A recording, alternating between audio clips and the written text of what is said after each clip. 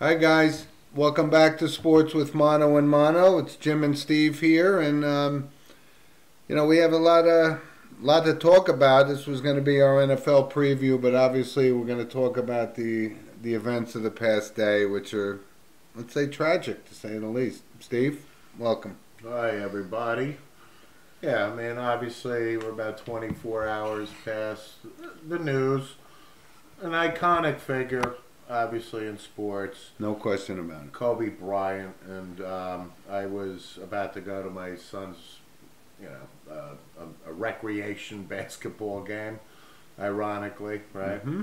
And a friend of mine texted me. I mean, it spread like wildfire, obviously, with social media and everything. It's not like the old days where somebody would have heard it, or a news report would have come out, And you first had to, test it like it was this crazy, social media silliness, like it didn't happen and so forth, but it did, and we're going to touch base on this because it's worth talking about. right. And then that's the other thing about social media is once word gets out, there's really no verification early on because there's erroneous reports like the wife, all three daughters, this, that, and the other thing, Yeah, right? yeah. So, and then that's from what I gather about social media is somebody posts something, the next person doesn't necessarily know that to be a fact, and then it spreads like wildfire. Right, And or a falsehood. until Yeah. the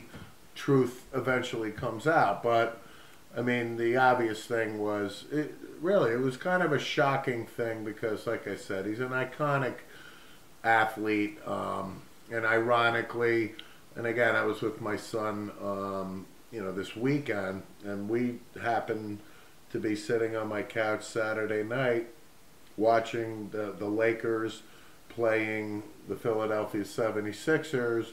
Which they lost. Right, but the point was that LeBron James was about to eclipse Kobe Bryant And he did. as the third all-time leading scorer in NBA history. But the reason I bring that up is because LeBron James wore these special sneakers and actually wrote Kobe's 824 or 24-8, depending on the numbers, right? He wore both, but 24 seems to be the most prevalent number. And then he had Black Mamba, plus there were black sneakers. So I remember watching it Saturday evening, 12 hours before the untimely death, and I just remember, thinking to myself, I'm watching an historic moment for NBA, right? Absolutely. No question about it. And then the next day, this tragedy happens. So, what are your thoughts on Kobe Bryant when you think about Kobe Bryant? And I'll tell you my thoughts about his career. All right. and so Well, on. listen, let's dive into this. And, listen, our first segment is sponsored by Coriano Trucking of Haverstraw, New York. And of course, we thank them very much. And you know what? When you come to an event like this, it's very tragic. And, Steve and I don't cover the NBA exclusively like, we can, but we're NBA fans. We know the game, we know the players, and when you first heard it, you said, oh my God, that, how tragic. And then, of course, you didn't know whether or not his family was on the plane or the helicopter and so forth. And it was devastating news. Devastating news. And from a sports perspective, an NBA in particular fan, devastating. Just devastating. And but let's talk about Kobe Bryant. And you and I have watched this kid since he was 18. He came out of high school, and we've watched his entire career. And he did everything that was expected of him when he came out, right? He was that talented, right? Youngest guy to start in an All-Star game, and 15, whatever it was, All-Star selections. And I think that means more in the NBA than it does in other sports. But it was tragic. And when we talk about Kobe Bryant, and Steve and I, we grew up watching this guy. So when we talk about, and you could say, he's one of the top 5 basketball players of all time. And I don't think anybody who was saw his career, or in the past 20 years, would doubt that. But when you talk about that, you have to think about, what about the guys? Look, first of all, when we talk about the top five players, right? We mentioned Jordan, we mentioned LeBron, we mentioned Kareem, we mentioned Magic, we mentioned Bird, right? But we're always forgetting about the Oscar Robertsons and all these other great players before them. But for our era, he was one of the top five basketball players that we've seen, since we grew up, and we know the modern era, and I don't want to put Oscar Robertson in the older era, but this guy was a player, and he was a great player, and it was actually devastating news, and to find out his daughter was on the plane and so forth, and the helicopter, and I think Steve and I also know, one of the other guys on the plane was John Altobelli, and we certainly know him from Major League Baseball. He was, a coach and probably even a player that, I'm not even 100% certain, but I remember the name. So it was tragic news. And, Steve and I, obviously, when we first think about this, we reflected on the passing of Thurman Munson in a similar circumstance back in 1979, August 2nd, of course. But it's hard to comprehend that this happened. But from a sports perspective, it's a big loss for the NBA and so forth. And, my feelings are, Steve, he was a great basketball player. No question about it. And like I said, we saw him when he was 18. We saw him retire 20 years later, and it was, 5 championships later. It was great. It was great to watch him. And, he went on to do a lot more things after he retired from basketball. He wasn't just, I'm retiring and going into the, the retirement mode. And it was, he's done a lot. And it's a big loss for the NBA. Oh, I'll piggyback on your sentiments with Kobe Bryant. So again, like I mentioned, when I heard the news, I heard Kobe Bryant died.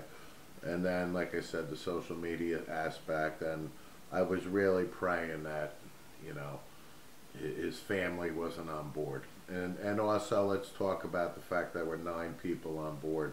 So, tragically, 9 people lost their lives.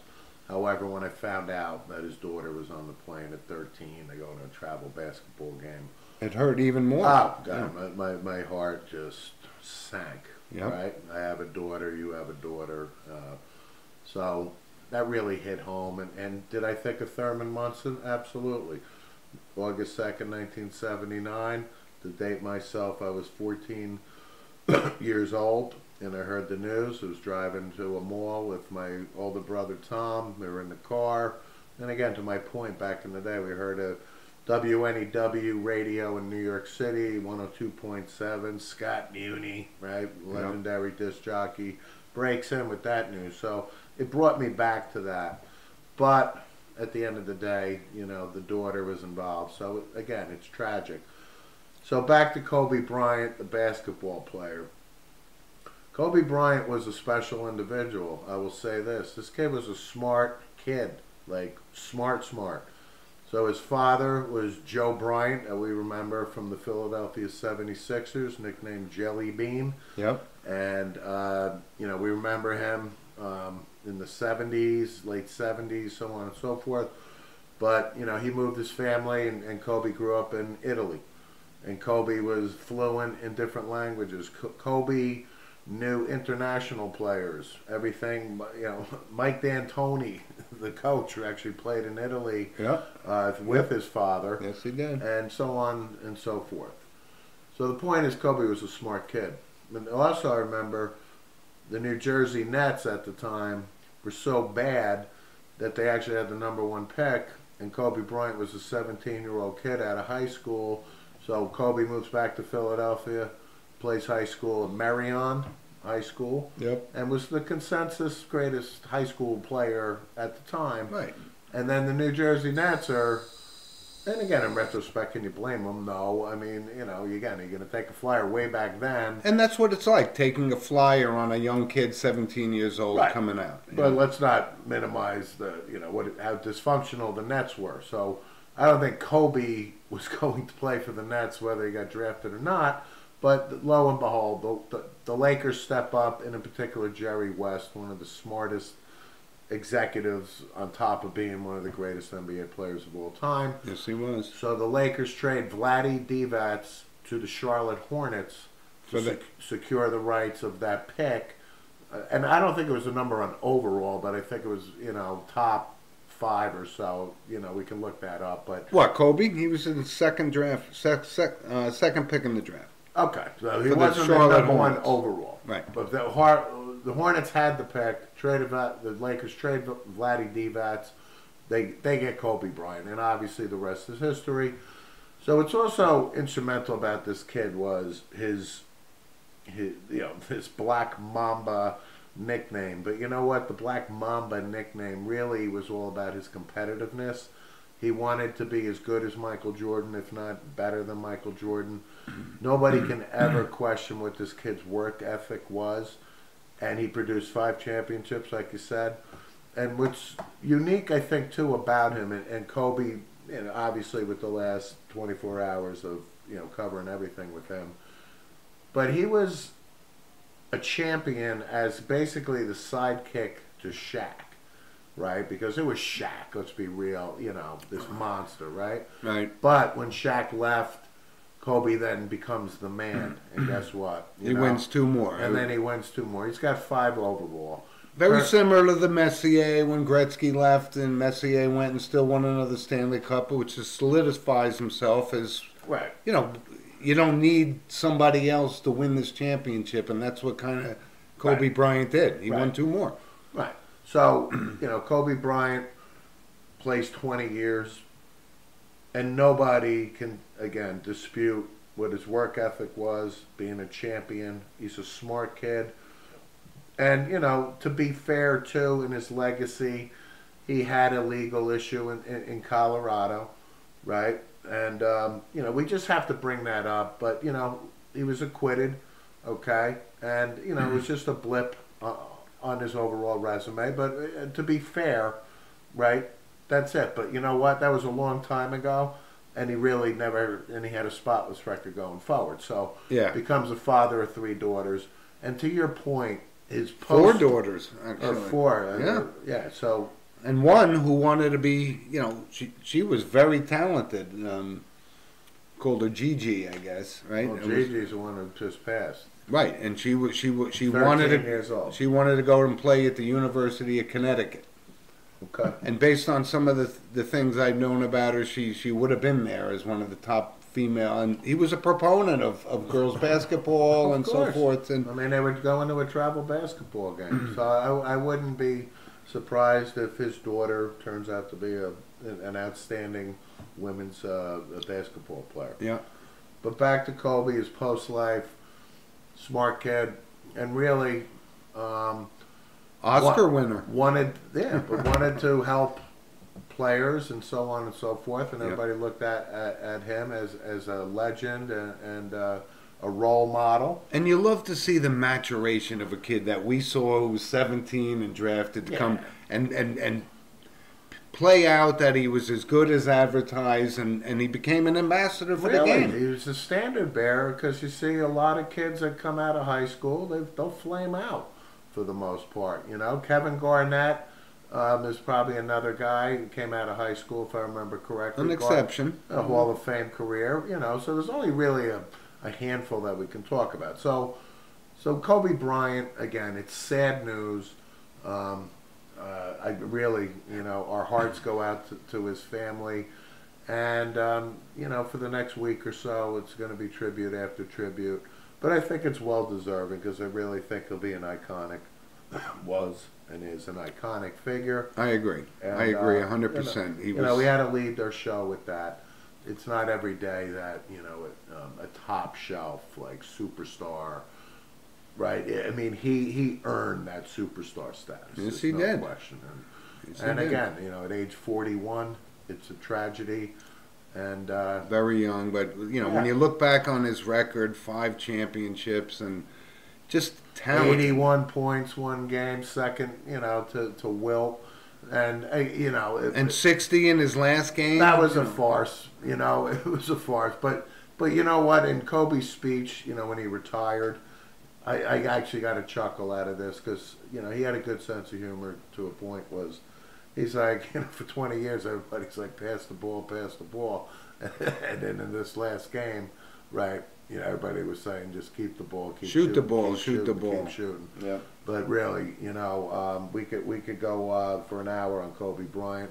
His stats speak for himself. And, fourth all-time leading scorer, 5 championships, multiple All-Stars, and Yeah, it was very a father, husband, that type of thing. So, and very a tragic loss. the timing of it all. That LeBron, like you said, that Saturday night passed him for third on the all-time list, and he's probably going to finish number one. When it's all said and done. But number 4, when you look at the NBA and the players that were there, yeah. unbelievable. And listen, Steve and I. We emphasize, the NFL and Major League Baseball, but we're also NBA historians, and we appreciate what this guy brought to the table, and, we share the grief. We share the grief with all of the sports community, the NBA, and so forth, that this guy was a great player, and he was a great guy and an ambassador to the game, and it's a big loss for sports in general, and felt worldwide. Oh, absolutely. Yeah, Right. not just the United States. That's a good point. I mean, really, he was an international star. Right. China, really, well, globally. And right? just like you brought up, Steve, his father, was that kind of guy, and that's why maybe he excelled so much in Olympic sports. The rules are a little bit different, but he was just as good on the international level as he was. That's a good point. 2 gold medals and representing the United States. So his resume obviously speaks for itself. And once again, rest in peace, Kobe Bryant. Yep. And Big loss to the sports yeah, world. hopefully No his question. family recovers soon. All right, so listen, let's move on. Our intent was to talk. We got a football game, one less football game to talk about next week, and this segment, of course, is sponsored by Lynch Motors of Manchester, Connecticut, and we thank them very much. So we got a game to play, Steve, and I didn't like it when I first, when it became 2 weeks before the game and so forth, but I like this. I actually like it. It gave us a time to just unwind and digest and see what's coming up, and we got a great football game. I think you and I talked about it before. We got the 2 best teams. This is the game we want to see. And we'll talk about who I think is going to win. But, what are you thinking about the Super Bowl coming up? What's your thoughts? No, I think it's evenly matched game. And I'm happy that the Kansas City Chiefs, after 50 years, are in the Super Bowl. Here's an interesting fact about the Super Bowl is who named it the Super Bowl. I believe it was Lamar Hunt. That is correct. Mistaken. And Lamar Hunt is the late owner of the Kansas City Chiefs. His son Clark is actually in control of the franchise. Oh, very prominent in the development of the NFL. No doubt, and so an forth. AFL guy. And, Yep. And in fact, I think the Super Bowl wasn't named the Super Bowl until the 3rd Super Bowl. And the story is Lamar Hunt's grandson or son could have been was bouncing. You remember the Super Bowl back in the day? Yep. We're to date ourselves and whatever. Yep. Lamar Hunt did he boop bop boop and came up with Super Bowl, and that's how it was named, Super Bowl. So ironic there, but I'm happy KC is back in. I think it's good for the NFL. San Francisco obviously is back in, and if San Francisco wins, they'll tie the Patriots and the Steelers with 6 Super Bowls and so on. So what do I think about the game? I think I said last week, and my initial reaction is I was in on San Francisco, and I'm an NFC guy, but I've had a week to think about it, and I really think Patrick Mahomes is the difference here. And the fact of the matter is, the spread I think is still at 1. It's still a minimal, not a pick 'em, but they're two evenly matched teams as far as the odds makers go. Yep. And I got to tell you, I am just saying to myself, I've watched this Mahomes now for 2 years, and San Francisco obviously's defense is lights out, especially the defensive line, which we talked about. But I think the difference is Patrick Mahomes and the ability when plays break down and flush from the pocket, and San Francisco's going to do everything in their power to maintain, keeping him under wraps. But this guy, time and time again, with his athleticism, his arm, his ability to run, Yep. I think this guy is the difference maker. And you know what? I'm going to take KC here. So my pick is actually going to be Kansas City here. Okay. Well, here's my perspective on this, and I agree 100%. I couldn't be more impressed with this kid Patrick Mahomes. He just seems to do everything right. He's got the right mentality. He's classy. He does everything right.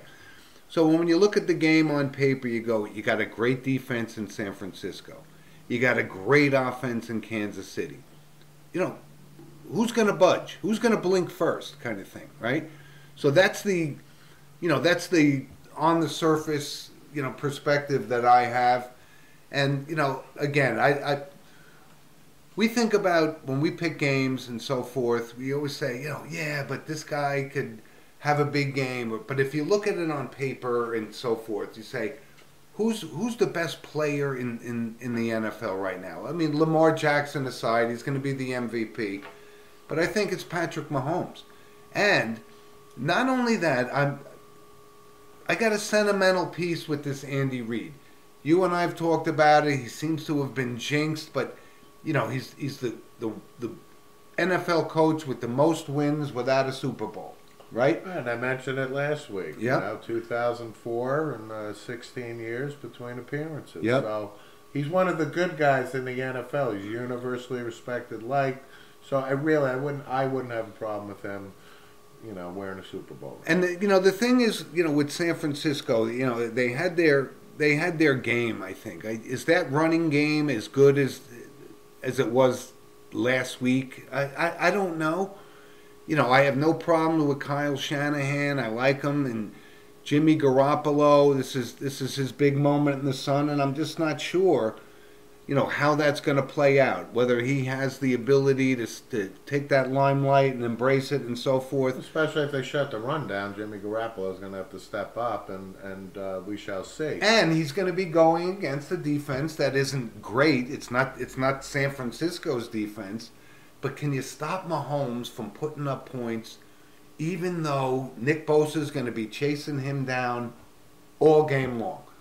And you know what? It's hard to catch him. That's the thing. But that's my point. So I'm going to go with a proven commodity here that Patrick Mahomes is the difference. Because I know if I'm watching this game and I took San Francisco and I'm seeing Mahomes absolutely light it up, really, I would probably I'd walk out of it. If I'm at a party, I'd walk out and do a Ralph Cramden, right? Right. I would say, what the hell was I thinking? So I have to go with my gut and go with a kid here that is a special talent. And again, I'm talking about a kid in his third year here that, who's to say Kansas City doesn't go on a run here? But let's worry about this game. I'm going to say Kansas City. The game's in Miami. It's outdoor, that type of thing. I just think this kid's a special talent. Obviously, they got Tyreek Hill. They got... they have some explosive weapons on offense. They do. And defensively, are they the best against the run? No, they're not. And we shall see. But what's always... I'm going with... Listen, defense wins championships. That's what my point was. But my point is, I think Patrick Mahomes is a special player. And at the end of the day, I think Kansas City will score more points than San Francisco. And I agree with you. The old, adage is that defense does win Super Bowls, but you have somebody that's that special on the other side of the ball that this could be the exception.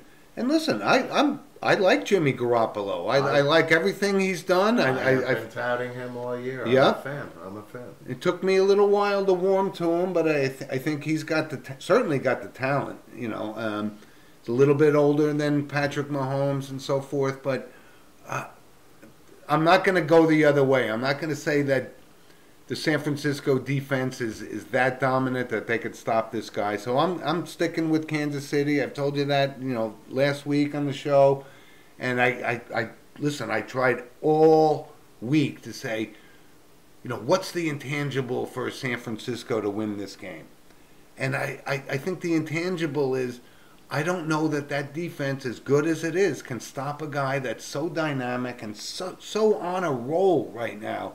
And he does everything right. I mean, he's getting chased, and he makes these crazy plays. We talked about this, like the way Fran Tarkenton used to throw the ball up, but it always found the receiver he was looking for.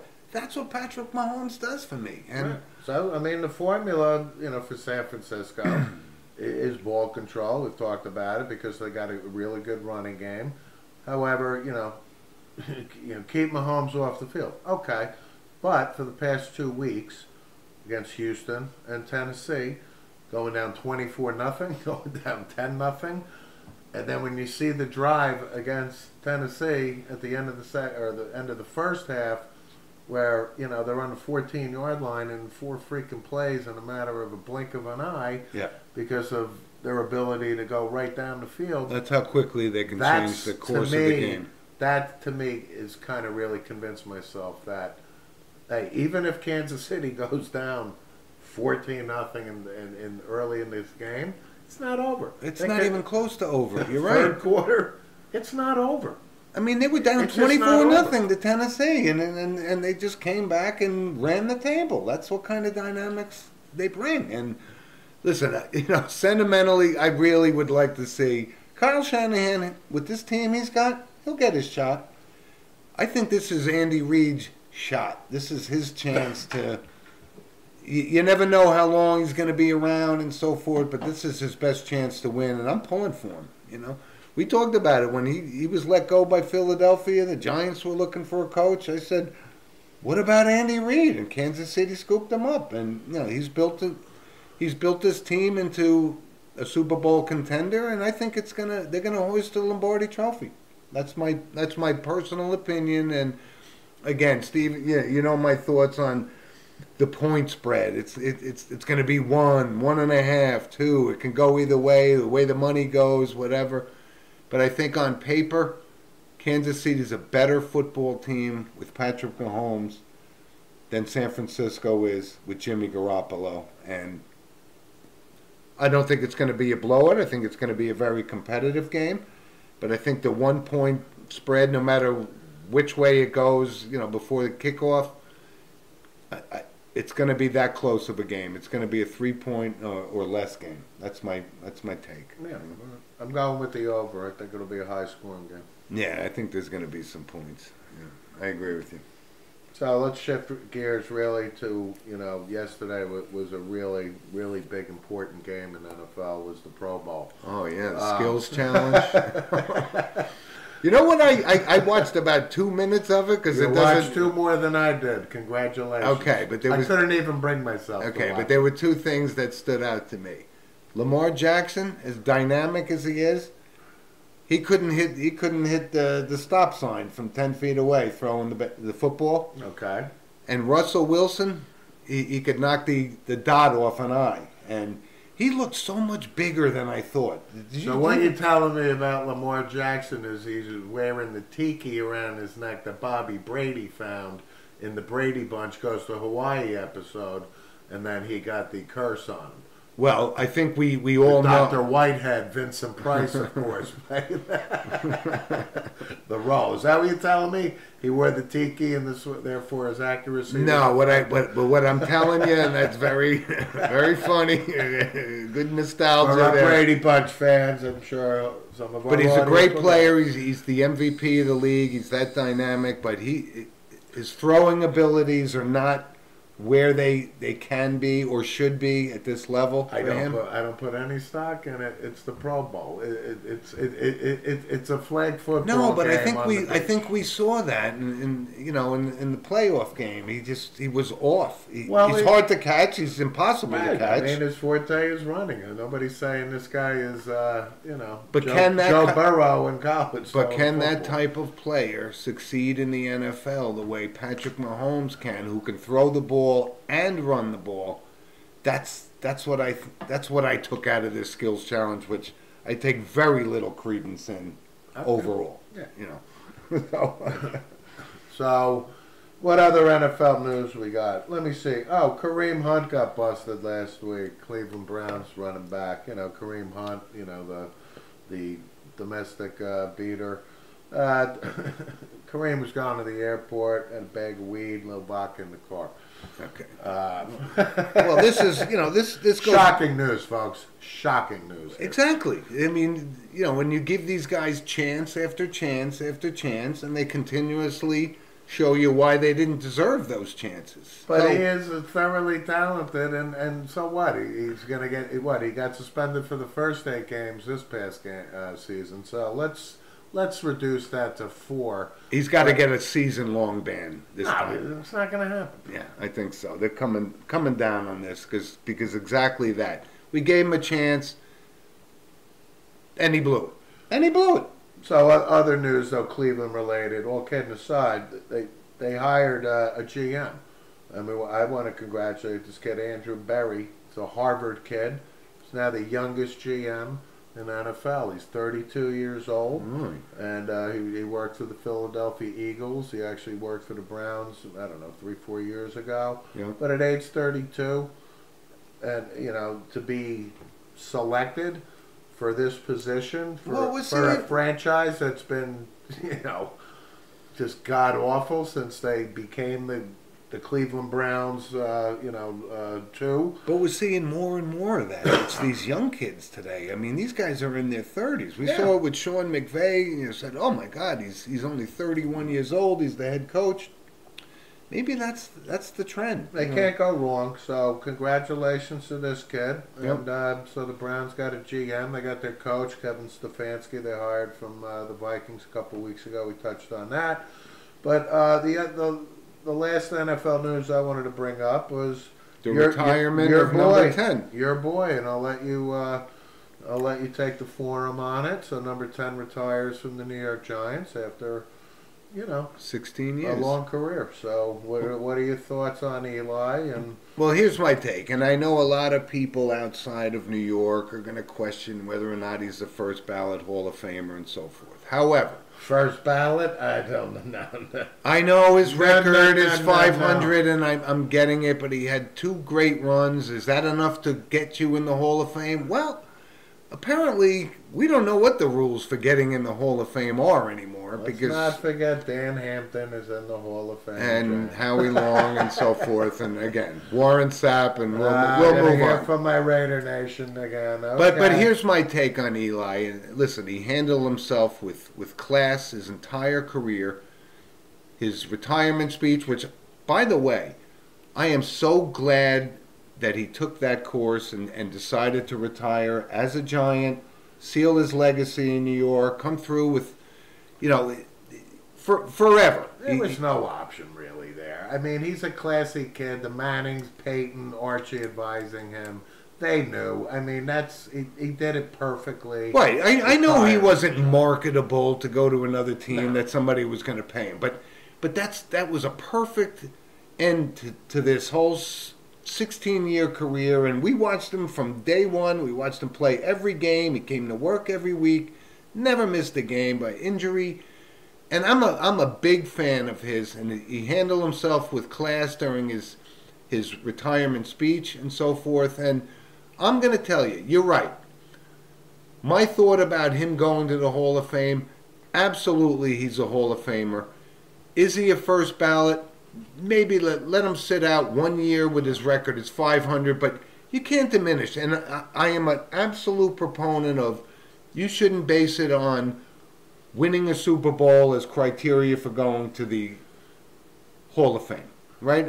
Other than that, we But would winning- have Trent Dilfer. But And, winning 2 and being the Super Bowl MVP for 2 punches your ticket. right, But that not- but not dismisses first ballot. that dismisses the Trent Dilfers and the Neil O'Donnells and whatever the guys that made the Super Bowl and so forth. But Doug Williams. yeah. Although I got to tell you, I saw a great piece on Doug Williams. He was a great college quarterback. You know that? I'm not diminishing Doug was Williams, but I'm just telling you, he was the one, a one Super Bowl guy where, they had the game of their lives or whatever. And we saw that Joe Gibbs could he was such a genius at football that he could have put me and you in there. I tell you what, Doug Williams perhaps had the strongest arm. He definitely had Absolutely. top 3. Namath-like arm, Elway-like arm, and so forth. They could throw it 80 yards in the air. That is correct. No question about it. So, but I just wanted to bring up Eli. And I'm glad that he did retire, and he's got nothing to be ashamed of, and he handled himself with grace. And, to be a legend in New York and secure that legend forever, great move. Good luck to him, and I don't know if he's coaching material or if he even wants to coach, but you brought it up. Eli and Peyton, he comes from great genes, and he didn't disappoint.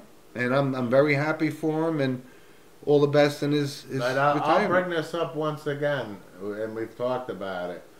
The jury was so far out on him 2.5 years into his career, where me, you, your brother, and multiple other people were like, Can this guy be that player? This guy is god awful. Oh my God!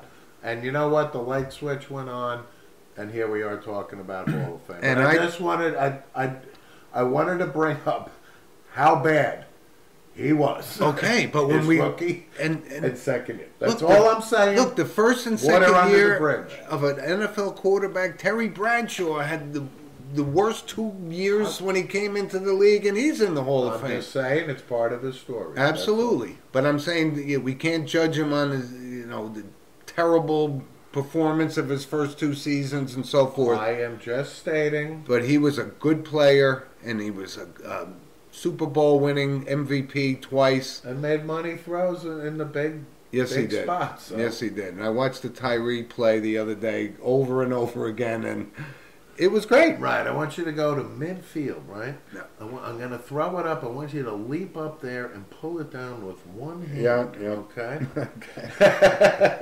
But congratulations on a great career. And listen, I can't wait till we'll talk about the game. Super Bowl is on Sunday, and we'll be doing our show on Monday and recapping it. But I guess both Steve and I, we're not homies here. We're NFC guys going for the AFC team in this game, and the difference maker for me is going to be number 15 for Kansas City, and let's see how it plays out. That's my scouting report, your Yep. scouting report, and by golly, we're sticking to it. All right. And listen, Mr. before Kramer, do you like golf? Because I wanted to segue to golf. yes, let's do it. So, Torrey Pines this weekend. I mean, basically the PGA is underway now. It usually didn't get underway until like February when they Right, played in but Hawaii, but it's changed a It's lot, Torrey Pines. which I've played, by the way. Right. But anyway, Mark Leishman wins the tournament yesterday. Tiger 6-7 strokes back. Yep. Patrick Reed was in contention. Rory was in contention. Rory. You know, So, listen, we'll start covering golf. we will. And then the other sport was Australian Open. So our tennis fans. And it's kind of the red-headed stepchild of the Grand Slams in tennis, right? Nobody absolutely. watches it. It's on at 2 in the morning. if Nobody you watches can't it. sleep at night, nothing else is on. Right. You're watching the Australian Open. But it is prominent, and the players, year after year, at the top of the game. And we got Djokovic, and we got Federer, we got Nadal, and early upsets on the girls' side. Coco goes out, and Serena got knocked out. So this just goes to what we talked about before. The women's side is so wide open compared to the men's side. The same guys play, but the big names, the Federers, the Nadals, who, by the way, great piece on 60 Minutes on Rafi a couple of weeks ago. It was great. But listen, we'll fill you in on who wins the Australian Open, and we look forward to tennis. We're just as big tennis fans as we are golf fans and NFL fans, and we love it. I love watching Rafael Nadal and Djokovic and Roger Federer play. I just love it. But on the women's side, I think you kind of glanced over Coco Gauff. We talked about her last year, U.S. Open, etc. But you know, she came back this year and faced the defending champ, the Oksana. And she's 15, so Right, let's but the not point get is, all she crazy beat that she's her. not winning. But Yeah. she beat her. Right. I'm just acknowledging that. And she, you know, lost in the fourth round. But listen, you're going to hear a lot more from this girl who's 15 years old. Oh, I love it. Going forward. So I love just want to acknowledge that. And what else you want to talk about? I mean, college basketball. Gonzaga remains number one. Yep. San Diego State is the only undefeated team. I think they're now 20-0. Yeah, they'll And, come back to earth. You know, Rutgers basketball is actually doing pretty well. They're 15-5. They beat Nebraska How about Seton a couple Hall? days ago. Seton Hall, Number 10. number 10. So college basketball's off to a good. You know, it's starting to heat up. I watched a good game on Saturday as well. I was looking back between the Lakers and Sixers, but Baylor versus Florida. That's a big surprise. And I'm telling you right now, so folks, don't discount Baylor. I'm telling you, Baylor is going to make big noise. I think they're third in the country right now, but I am watching Baylor, and I am really high on this team. I'm actually going to pick them for a Final Four spot right now. Wow! I am saying that right Wow! now. Yep. And here I am, late January, talking March Madness. All right. But I wanted to throw that out there for your pools going forward. I'm taking Baylor stock right now. And it's listen. It's a wide open field in college basketball right now. I mean, you know, you see teams like Duke with 3 or 4 losses and so forth. So, you know, Baylor, hey, enjoy the run. I don't see it happening. You know, long term as Final Four pick yet, but college basketball is awesome, and we're going to talk more and more about it as the football season winds down next week. So. But listen, thanks for joining us. And obviously our final segments have been sponsored by D. Filippi's Bakery. And Steve, we talked about it 100 times. Please, if you got comments and so forth, send us an email. sportswithmano@gmail. And obviously we have, you know, loyal fans like Jim Walsh and Tony that comment to us on YouTube and so forth, and we love it. And I know, listen, Tony, relax.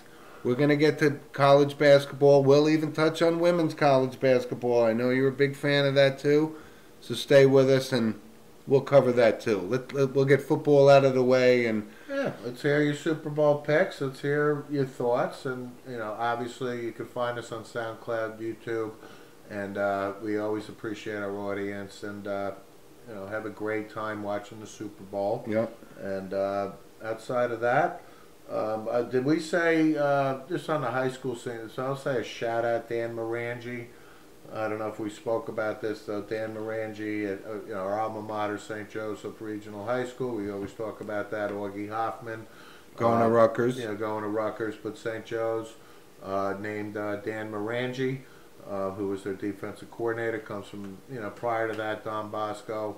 Very impressive resume. Yep. And he's been a long-time assistant coach, and he's finally getting his, you know, his shot here. And at St. Joe's, no Right. less. So I'm looking forward. I've never had the pleasure of meeting him personally, but we absolutely, Jim and I look forward to we will be meeting him soon. and supporting him any way we can. Yep. And then the other St. Joe's mention we wanted to say was Luke Whippler, who was, you know, really prominent St. Joe's offensive lineman. We both played with his father, Robert. Luke was in the high school All-American game, Yep. and actually early enrollee at Ohio State. So we wanted to congratulate Luke, and he's on the radar, Steve. And he is. You know, as a potential, you know, and I know it's very, very early. He's only 18. He's got a lot of growing up to do. But he's on the radar as a potential absolutely first round pick going down the run. Well, so, let's get starting at Ohio State Yep. first, but we wanted to congratulate him, and we look forward to following Luke's career, and congratulations on a great career at St. Joe's. And you know, maybe you and I take a pilgrimage and see our first game out at the Horseshoe in Ohio State in a couple of years, or how about September? What are you doing tomorrow? Totally. Excellent. But thanks for joining us, everybody. And listen, enjoy the Super Bowl. And again, rest in peace to Kobe Bryant and so forth. Yep. You know, I hope we expressed our feelings for him, and that's probably not unique, but he was a great player, and all our best to his family. And enjoy the Super Bowl, and we'll talk to you guys next week. You got it. Thanks. Adios, amigos.